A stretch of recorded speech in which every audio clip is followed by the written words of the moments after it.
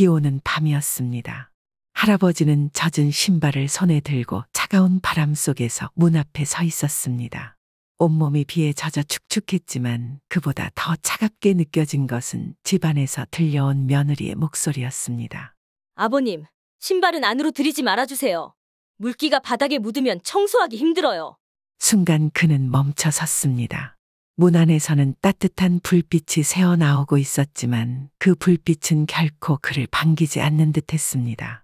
비바람이 불어오는 어두운 밤, 그는 신발을 문 밖에 내려놓으며 문지방을 조심스럽게 넘었습니다. 발끝에서 느껴지는 차가운 감각과 함께 마음속에서는 더 깊은 무언가가 얼어붙고 있었습니다.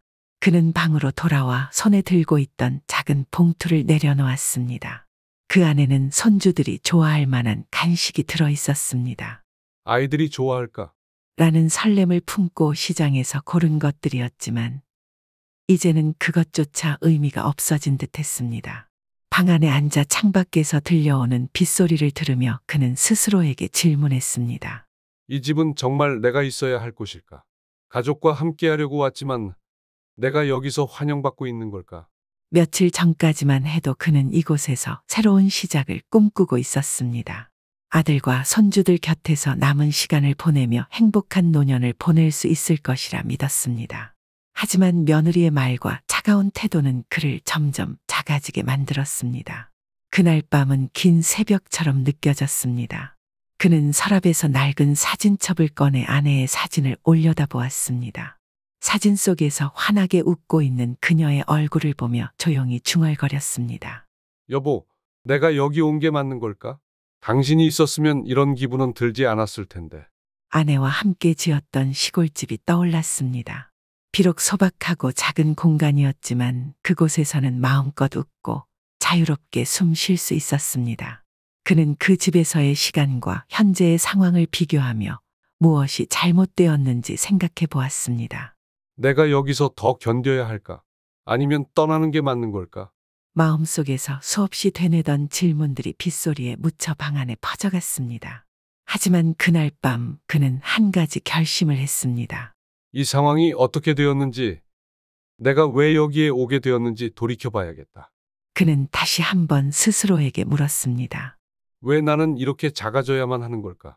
가족과 함께하기 위해 선택한 이곳에서 내 자리는 어디에 있는 걸까? 할아버지의 이야기는 바로 이 질문에서 시작됩니다. 그가 왜 시골집을 떠나 아들의 집으로 오게 되었는지, 그리고 그 선택이 어떤 결과를 불러왔는지 지금부터 들려드리겠습니다. 안녕하세요. 부산에 사는 68세 김종필입니다.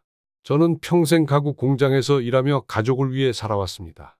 가구를 만드는 일이 제게는 단순한 직업이 아니라 손끝으로 제 삶의 흔적을 새겨가는 일이었습니다. 작은 나무 조각을 깎고 다듬으며 아이들이 자라는 모습을 지켜봤고 그들이 더 나은 미래를 가질 수 있기를 바랐습니다. 제 인생의 가장 큰 보람은 두 아이를 무사히 키워낸 것이었습니다. 저와 아내는 오랜 세월 시골에서 살며 늘 바쁘게 움직였습니다. 밭일과 공장 일을 병행하며 겨우 살림을 꾸려갔지만 그 덕분에 두 아이는 대학에 갈 수 있었습니다.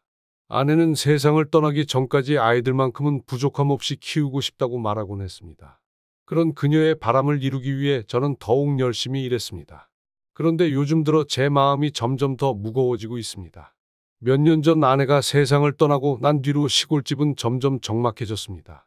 집안 곳곳에는 아내의 흔적과 우리가 함께했던 시간이 남아있지만 아이들이 모두 떠나고 나니 그 따뜻했던 기억이 점점 외로움으로 변했습니다. 아내와 함께했던 그 시절은 제게 너무나 소중했지만 이제는 그것이 더 큰 공허함으로 다가옵니다.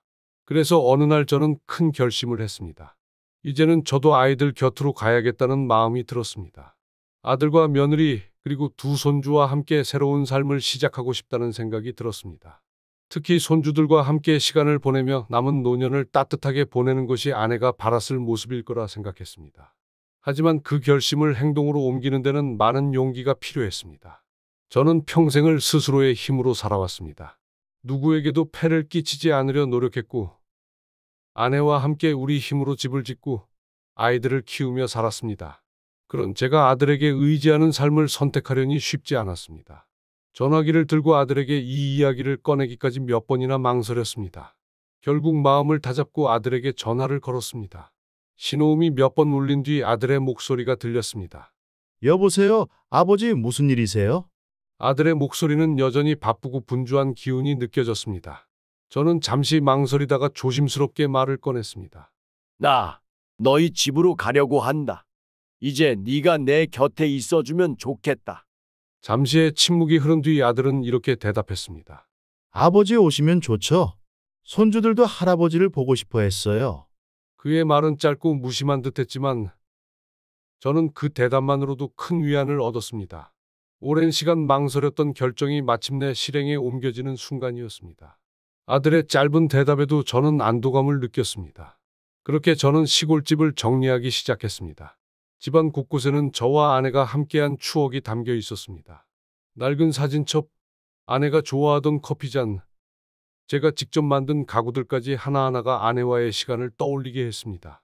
물건을 정리할 때마다 복잡한 감정이 밀려왔지만 마음 한편으로는 새로운 시작에 대한 기대감이 조금씩 자리 잡았습니다.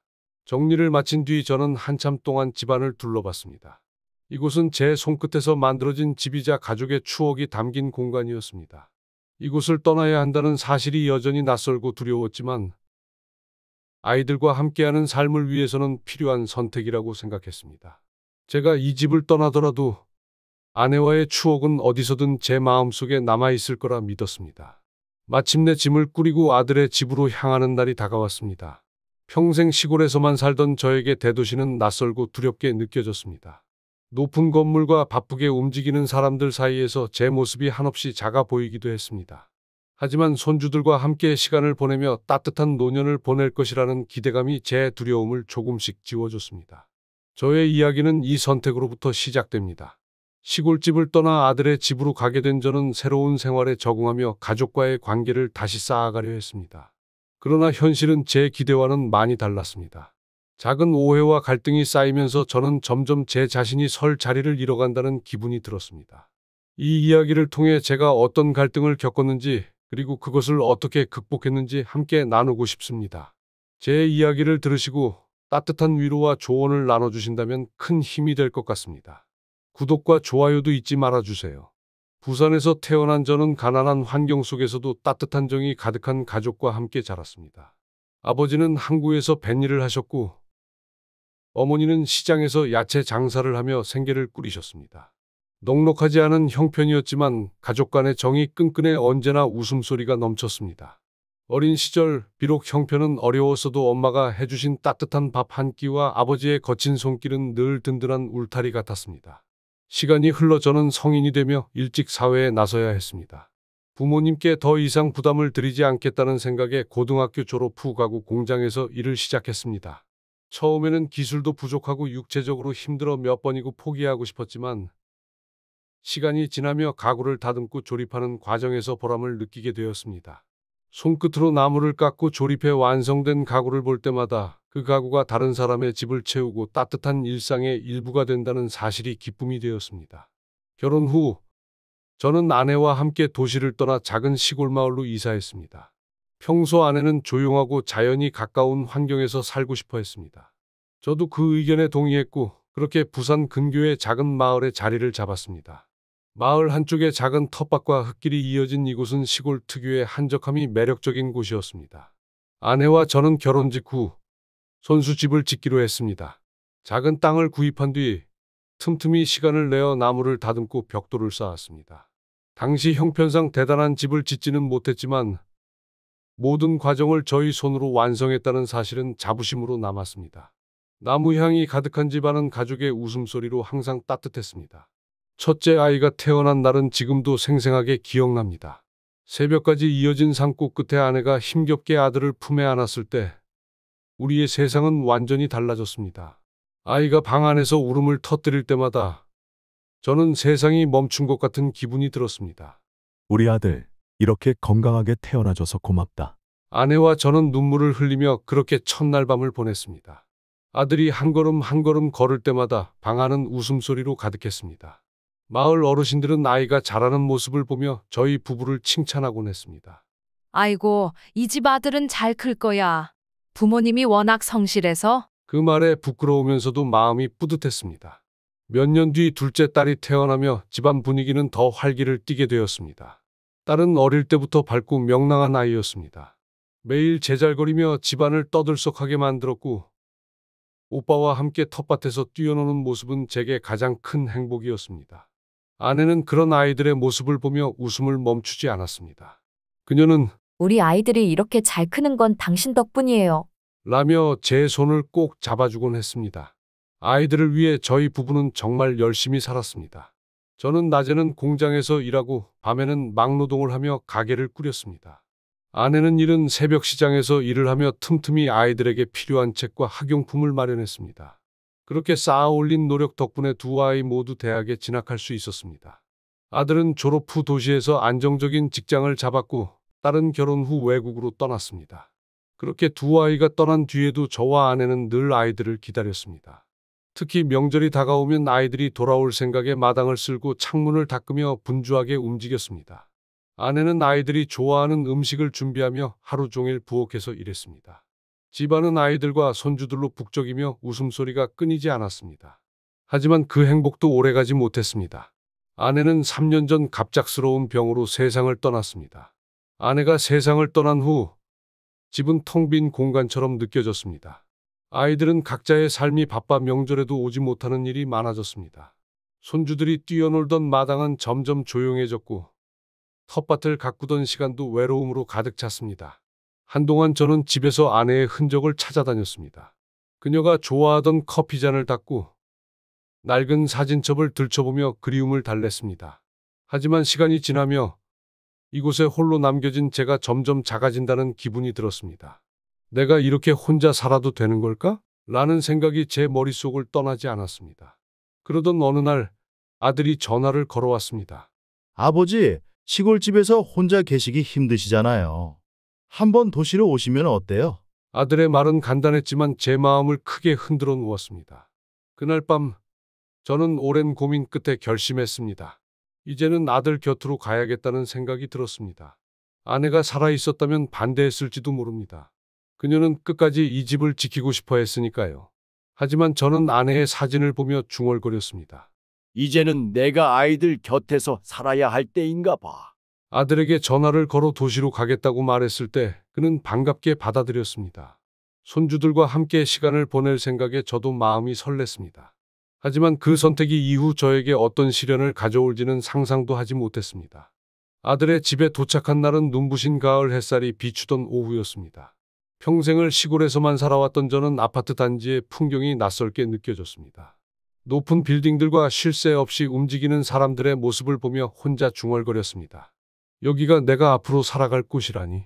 과연 적응할 수 있을까? 하지만 이내 손주들과 함께 보내게 될 날들을 떠올리며 설렘을 가슴에 품었습니다.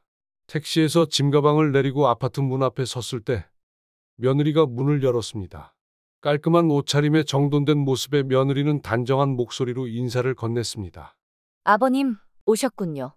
짐은 이쪽에 두시면 됩니다. 그녀의 말투는 정중했지만 어딘가 딱딱한 느낌이 있었습니다.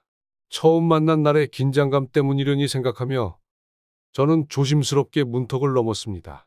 그때 며느리가 덧붙였습니다. 아버님, 신발은 밖에 두셔야 해요. 저희는 실내화를 신거든요. 저는 순간 멈칫했습니다. 평생 동안 신발을 집안에 들이고 자유롭게 생활해온 저로서는 낯선 요청이었습니다. 하지만 처음부터 불편한 모습을 보이고 싶지 않아 말없이 신발을 벗어 손에 들었습니다. 며느리는 미소를 지으며 안으로 들어갔고 저는 짐을 정리하며 천천히 집 안으로 들어갔습니다. 아파트는 넓고 깔끔했습니다. 거실 한쪽에는 커다란 소파와 최신형 TV가 자리 잡고 있었고 주방은 완벽히 정리되어 있었습니다. 하지만 그 공간에서 저는 왠지 모를 이질감을 느꼈습니다.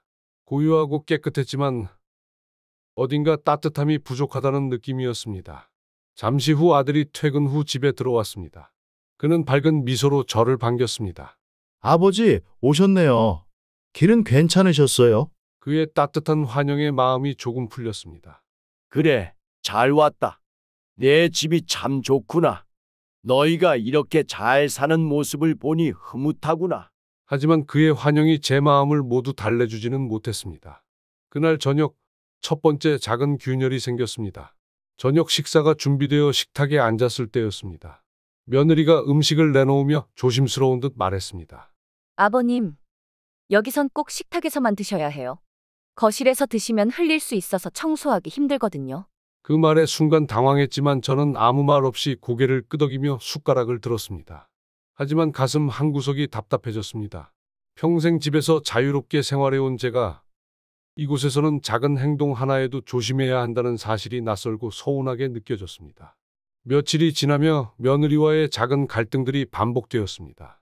제가 거실에 앉아 책을 읽고 있으면 그녀는 무표정하게 다가와 말했습니다.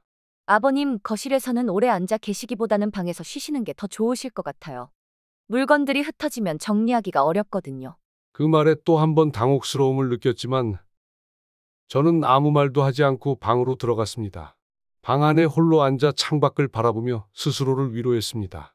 그래, 처음부터 잘 맞을 수는 없지. 조금만 더 참고 노력하면 좋아질 거야. 그러나 갈등은 점점 더 뚜렷해졌습니다. 어느 날 비가 오던 밤, 외출 후 집으로 돌아왔을 때였습니다. 젖은 신발을 벗으려 문 앞에 섰는데 며느리가 다급히 문을 열고 나와 말했습니다. 아버님, 신발은 거실로 들이지 말아주세요. 바닥에 물기가 묻으면 청소하기 힘들어요. 순간 가슴이 철렁 내려앉았습니다. 차가운 빗물이 발끝에서 느껴졌지만 그보다 마음속 깊은 곳이 더 차가워졌습니다. 저는 잠시 멈칫하다 아무 말 없이 신발을 문 밖에 내려두고 집 안으로 들어갔습니다. 그날 밤 방 안에서 낡은 사진첩을 꺼내 아내의 사진을 바라보며 작은 목소리로 중얼거렸습니다. 여보, 내가 여기 와도 되는 거였을까? 당신이 있었으면 내가 이렇게 작아지지는 않았을 텐데. 손주들과도 점점 멀어지는 기분이 들었습니다.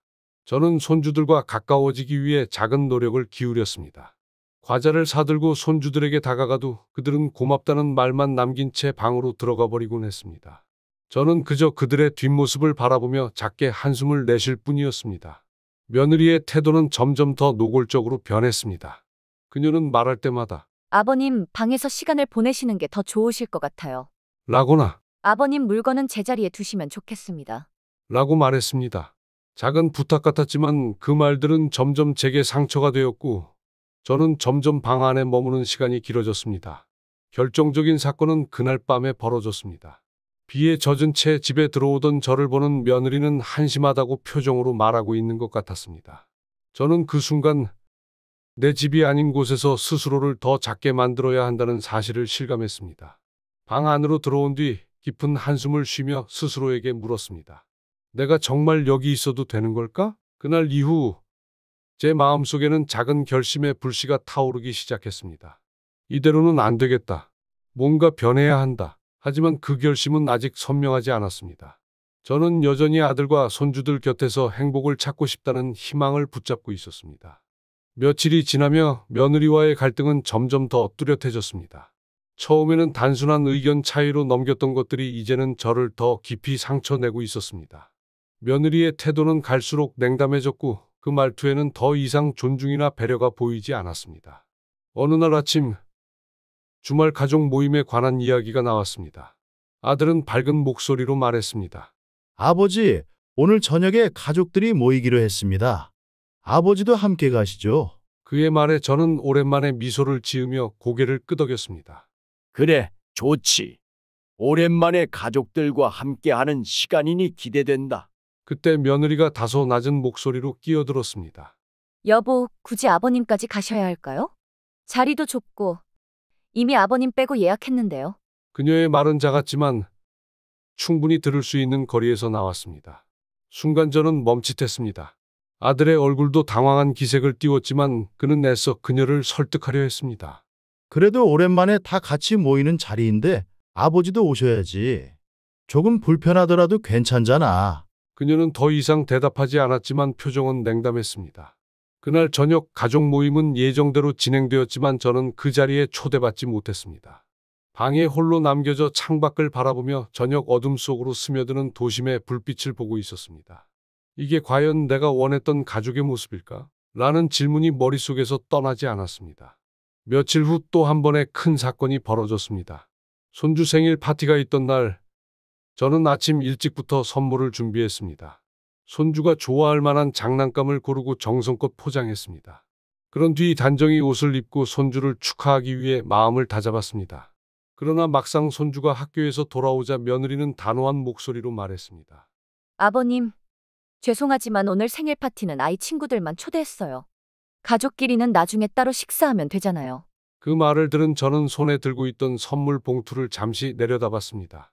마음속에 서운함이 밀려왔지만 아무 말도 하지 않고 고개를 끄덕였습니다.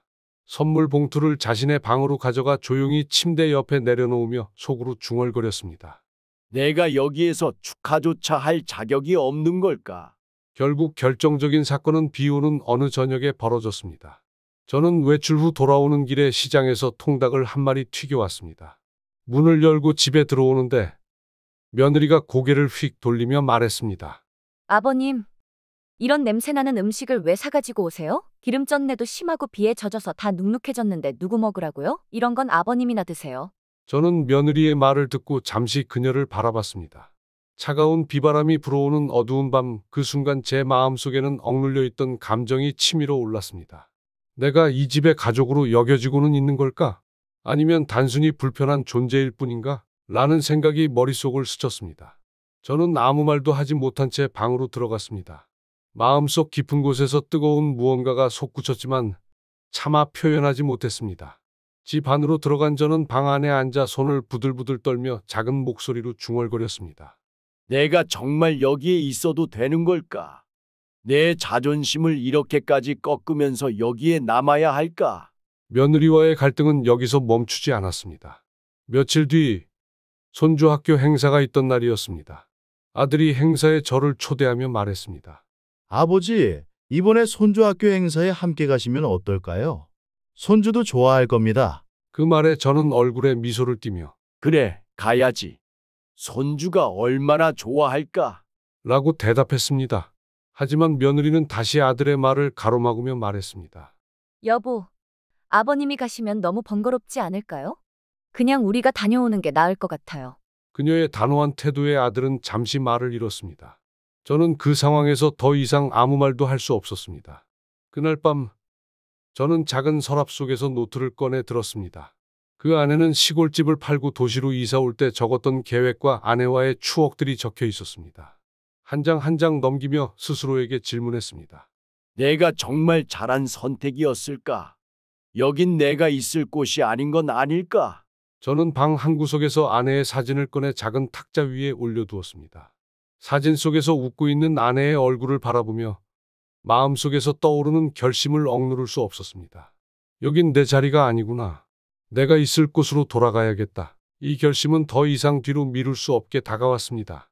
며느리의 말 한마디, 아들의 침묵, 손주의 무관심까지 모든 것이 제게 점점 더 큰 상처로 남았습니다. 하지만 저는 결심을 확고히 하기 전에 마지막으로 아들과 진지한 대화를 나누고 싶었습니다. 그날 밤 아들이 퇴근한 뒤 저는 식탁에 앉아 그를 불렀습니다. 아들아, 잠깐 이야기 좀 하자. 그는 피곤한 얼굴로 자리에 앉으며 아버지, 무슨 일이세요? 라고 물었습니다. 저는 천천히 입을 열었습니다. 아들아, 내가 이 집에 와서 너희와 함께 지내려고 했던 건 가족이기 때문이었다. 하지만 점점 내가 이 집에서 설 자리가 없는 것 같다는 생각이 든다. 그 말을 들은 아들은 잠시 머뭇거리다 말했습니다. 아버지, 저희도 최선을 다하고 있어요. 며느리도 나름대로 노력하고 있습니다. 시간이 지나면 괜찮아질 거예요. 하지만 저는 그의 말에서 진심을 느끼기 어려웠습니다. 저는 조용히 고개를 끄덕이며 대화를 마무리했지만 그 순간 제가 이 집에서 더 이상 머물 수 없다는 결심이 완전히 굳어졌습니다. 결국 저는 큰 결심을 실행에 옮기기로 했습니다. 수많은 갈등과 고뇌 끝에 내린 결론은 단 하나였습니다. 내가 이 집에서 더 머물러서는 안 되겠다. 이 집에서 가족의 온기를 느끼기보다 자존심을 잃고 스스로를 작게 만드는 삶을 지속하는 건 제게 더 큰 고통이었습니다. 아들과의 마지막 대화를 나눈 후 며칠 뒤 저는 작은 서랍 속에서 노트를 꺼냈습니다. 그 노트에는 제가 시골집을 떠나기로 결심했을 때의 기록과 계획들이 적혀 있었습니다. 그 기록을 하나하나 읽어 내려가며 스스로에게 물었습니다. 내가 정말 그때 올바른 선택을 했던 걸까? 하지만 이제라도 내 삶을 되찾아야 하지 않을까?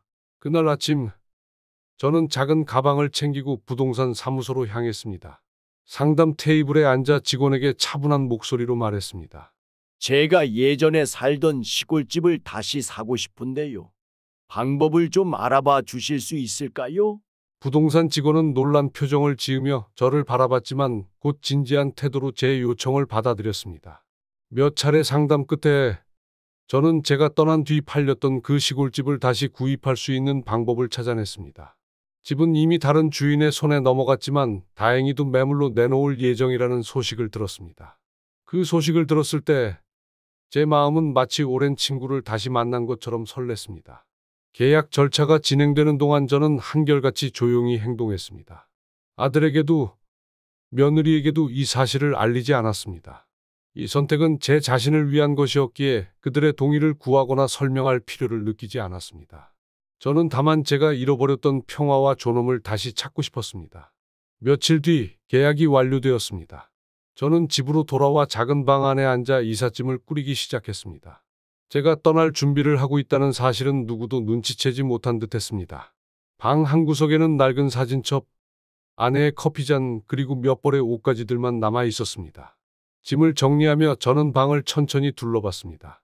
이 집은 참 조용하고 깨끗했지만 내겐 너무 무거웠다.